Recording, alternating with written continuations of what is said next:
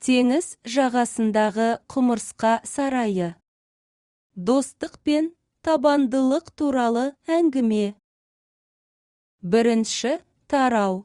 Ұлы құрылыс. Ертеде құмырсқа деген кішкентай құмырсқа болыпты. Ол құмырсқа елеуіндегі ең еңбекқор құмырсқалардың бірі болды, және тіпті кішкентай жаратылыстардың да үлкен істер жасай алатынын дәлелдеуді армандады. Құмырсқа әрқашан қажырлы еңбек пен ұжымдық жұмыс арқылы кез келген биіктерге жетуге болатынына сенді. Бір күні құмырсқа илеуі теңіз жағасына баруды ұйғарды.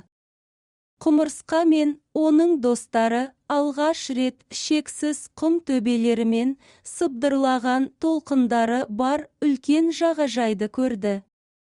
Барлығы бұл жаңа орынға риза болды.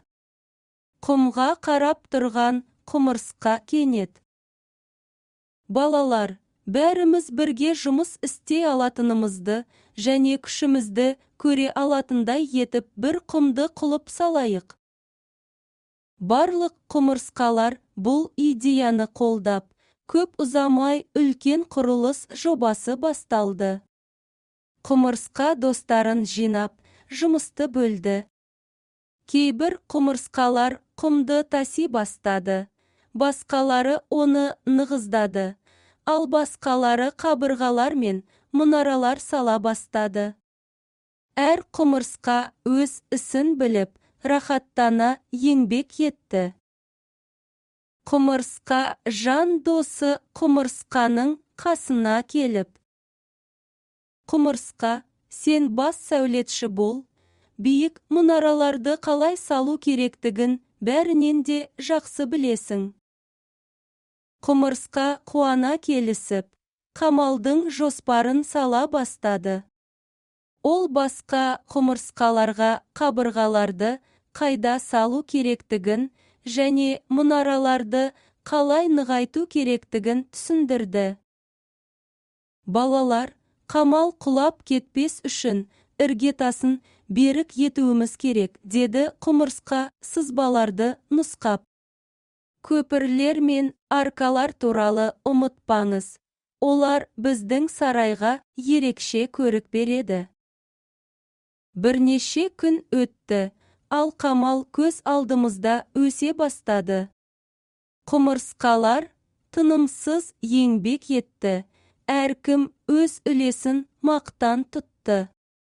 Көп ұзамай, құм үстінде биік мұнаралары, берік қабырғалары, тіпті шағын көпірлері мен аркалары бар керемет қамал көтерілді.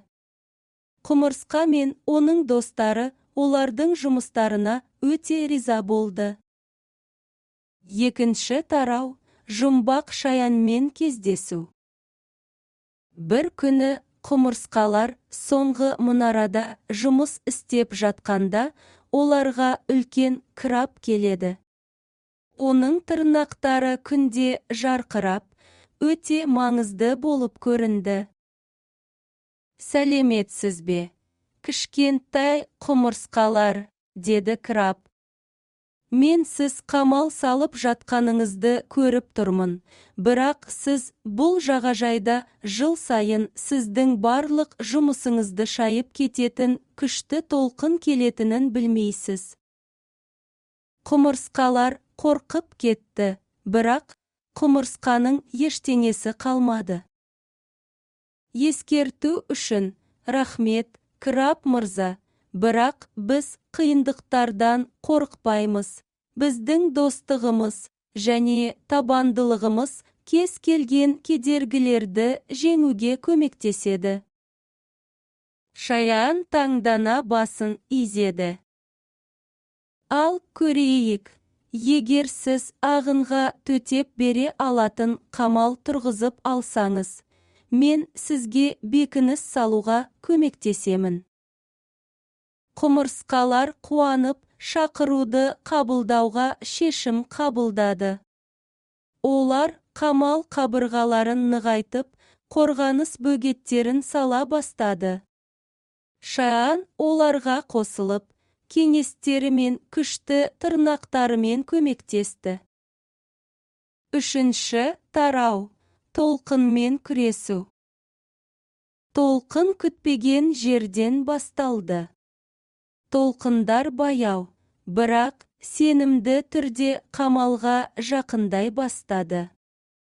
Құмырсқа мен оның достары тынымсыз еңбек етіп, қабырғаларды нығайтып, қосымша кедергілер жасады. «Ұстаңдар, балалар!» деп айғайлады құмырсқаларға бұйрық беріп. «Берілме, біз оны жеңе аламыз». Шаан жақын жерде жұмыс істеп, қорғаныс құрылымдарын салуға көмектесті. Толқындар көтеріліп, күшейе түсті, бірақ құмырсқалар мойыған жоқ. Олар жаңа тосқауылдар салып, қабырғаларды нығайтып, сумен күресуді жалғастырды. «Біз мұны істей аламыз». Құмырсқа оларды қолдап, нұсқаулар беріп, қамалдың ең осал жерлерін нығайтуға көмектесті. Төртінші тарау. Топтық жұмысты мерекелеу. Ақырында су толқыны басыла бастады. Құмырсқалар шаршағанымен қуанып, құмның үстінде тұрды.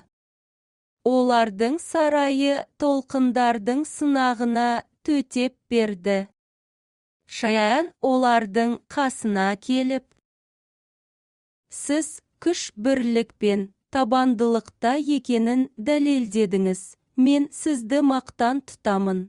Енді сіздің сарайыңыз осы жағажайға келгендердің бәріне үлгі болады». Құмырсқа және қалған құмырсқалар бір-бірін қуана құшақтады. Олар достық пен ұжымшылдықтың арқасында қиындықтарды жеңе алатынын түсінді. Бесінші тарау. Еңбек үшін марапаттау. Келесі күні балалар жағажайға келді. Олар зәулім қамалды көріп, таңданыспен демалды. Бір бала: «Қараңдаршы, бұл бір түнде қалай пайда болды?» Балалар осы сарайда өмір сүрген рыцарьлар мен ханшайымдар туралы әңгімелер құрастыра отырып, қамалдың айналасында ойнай бастады. Құмырсқа мен оның достары мұны өздерінің кішкентай тесіктерінен көріп, олардың жұмысының басқаларға қуаныш сыйлағанына қуанды. «Қараңдаршы, олар қаншалықты бақытты», деді ант достарына. Біздің қамал толқынға төтеп беріп қана қоймай, басқалар үшін қуаныш орнына айналды. Құмырсқалар жыл сайын осында келгендердің барлығын қуанту үшін жағажайда жаңа қамал тұрғызамыз деп шешті. Алтын тарау. Жаңа көкжиектер. Жыл сайын құмырсқалар көбірек керемет сарайлар салды. Олардың атақ даңқы артып, құмырсқа сәулет өнерінің ғажайыптарын тамашалау үшін жағаға келгендер көбейді. Құмырсқа мен оның достары жағалау бойында ең жақсы құмды құлып салушылар ретінде танымал болды. Әр жазда олар жағажайда жиналып, жаңа идеяларды талқылап, құрылысты бастады. Шаан олардың тұрақты көмекшісі болды, және досым өз тәжірибесімен бөлісіп, қиындықтарды жеңуге көмектесу. Кішкентай құмырсқалар осылайша өмір сүріп, ең кішкентай жаратылыстардың өзі бірігіп, өздеріне сенсе, үлкен істерге қол жеткізе алатынын барлығына дәлелдеді. Олардың достығы мен ұжымшылдығы бұл оқиғаны естігендердің барлығына үлгі болды. Осылайша, тынымсыз еңбек пен табандылықтың арқасында кішкентай құмырсқалар жағалауда ең жақсы құмды құлып салушылар ретінде танымал болды. Ал олардың ұжымдық жұмысы мен достығы туралы әңгімелері ауыздан ауызға ауысып, керемет іс жасауды армандағандардың барлығын шабыттандырды. Соң